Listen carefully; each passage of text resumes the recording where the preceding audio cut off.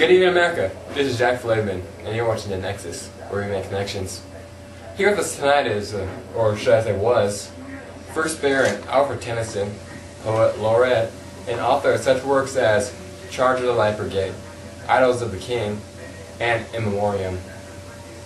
Yes, and next to him is Wilfred Owen, a British soldier of the Artist Rifles Regiment during the First World War. He earned such titles as second lieutenant and as well as poet. He authored such works as Dulce et Decorum et Strange Meeting and Anthem for a Doomed Youth. Now for those of you just tuning in, here at Nexus we take the issues of the day and try to define the two opposing views. We investigate the historical record to find two people to debate the issue, connecting the past with the present. The topic of today's interview is war and duty to one's country. Now, there are many different opinions floating around about this issue. Is it fitting to die for one's country or not? Today we have taken two fine gentlemen with little help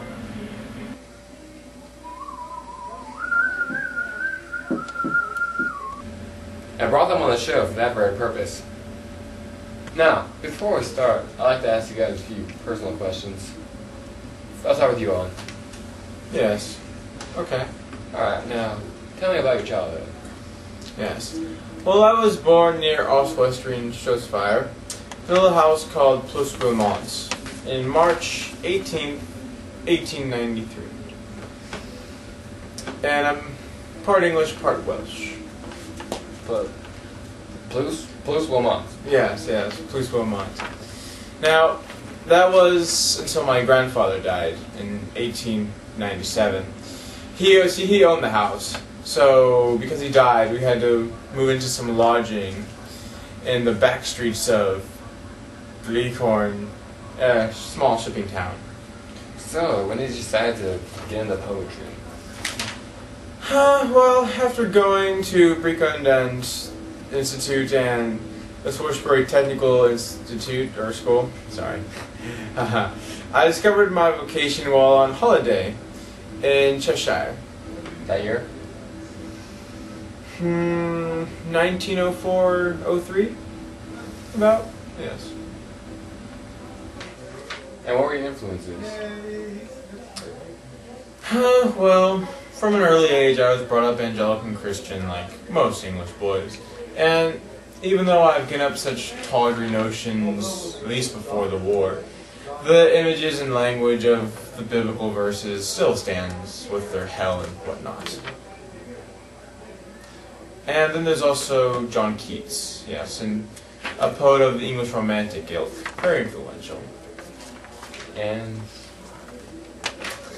Well, I moved to Bordeaux in 1913 as an English teacher at the Berlitz School of Language until I enlisted into the Artist Rifle Brigade for England and the war.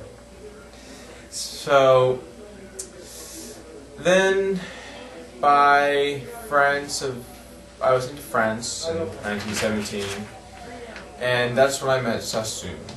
Sassoon? Yes, Sassoon. He was a war poet I met in Craigsheart. It's a French war hospital. And that was about in 1917. And then I started to more or less imitate his ironic and colloquial writing style, attacking those who supported the war, until I started making my own unique writings, yes. Very interesting. Now, what about you, Tennyson? Well, I was born in Somersbury, Lincolnshire in 1809. We are, in fact, traced back to Edward, King of England III. Really now? Yes, it's traced back through the middle-class lines of Elizabeth Clayton, and even so much far as Edmund, Duke of Somerset, and then to Edward. And What about your poetry? I started poetry in my teen years and published locally thereafter. And?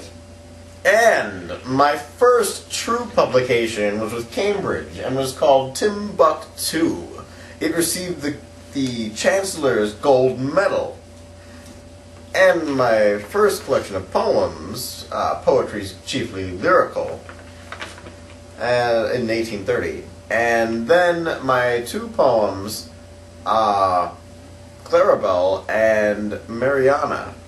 And, of course, the ever criticized second half of my career. Yeah, get into that. And when did you start writing again? Well, living in London, I was running into financial troubles, and after a few bad investments, I started writing again. And actually, I was quite successful, if I do say so myself. Writing such works as Tithonus and Ulysses, I gained the title of Poet Laureate for the work of In Memoriam, which I wrote to Hallam. Alan? Oh, just a friend. Then works like Charge of the Light Brigade made Queen Victoria quite the admirer, and she made me Lord. Alright. Now let's get to why we're here today. I'd like to start things off by welcoming you gentlemen. Hope the trip and future shock wasn't too much. By the way, I will remind you that your memories will be erased after the show. I love seeing that reaction. Okay, to get the ball rolling, I'll address you, Lord Tennyson. Ah, age before beauty, is it? Yeah, that's it. Okay. What do you think about war and man's duty? Well, quite simply put, a man's duty to his country is everything. Without one's country, there is no order. There is no morality, no civility. Without one country, there is chaos among men. And anarchy. It is everything to ensure the Pax Britannica for the security of the Empire and its people. Yes, and were you in combat? No. But I was in heart.